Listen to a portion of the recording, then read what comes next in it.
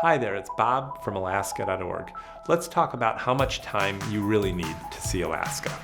A lot of people mistakenly believe that it's not worth coming to Alaska unless you have 11 to 14 days, and that's not true. You can have a great Alaska vacation in as little as a week. Let's talk about what you can do in 4 popular trip lengths. 1 week is really the threshold number of days that I recommend for first-time visitors to Alaska. Most cruise itineraries are 7 days. This includes round-trip inside passage cruises from Vancouver or Seattle, as well as cross Gulf of Alaska cruises which go one way to Alaska. You also need 7 days for a standalone land itinerary that shows you both Alaska's marine and land-based highlights.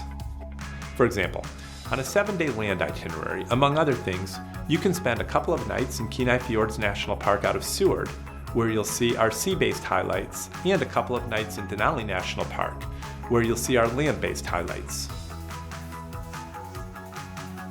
10 days is much more relaxed and happens to be the most popular trip length in Alaska. Those extra days let you add a small town to your itinerary, for instance Talkeetna, which happens to be one of my favorite places in the state. You'll meet locals, and you'll get a feel for the social fabric of Alaska. It also gives you time to do a wider variety of excursions, like a day or overnight tour north of the Arctic Circle. 10 days is popular among cruisers because now you can do a 7-day cruise to Alaska plus a 3-day land tour, such as to Denali or the Kenai Peninsula, or to a remote wilderness lodge. 2 weeks is a magic threshold, and it gives you true itinerary flexibility. It's just enough time to disconnect from the stresses at home and slip into an Alaska state of mind. With 14 days, you can take a full 7-day cruise and a 7-day land tour rather than a 3-day whirlwind land tour. A 14-day land tour lets you see more than just our most famous national parks like Denali or Kenai Fjords. Now, you have the time to visit a more off-the-beaten-path national park like Wrangell St. Elias, which is the largest national park in North America.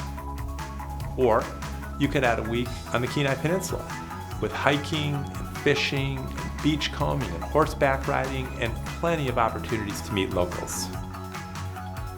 You'd be surprised how many visitors spend 3 to 4 weeks and they never get bored, and in fact, the experience just becomes even more life-changing. Alaska is so big that even if you saw 1,000,000 acres a day, it would take you more than a year to see the whole state.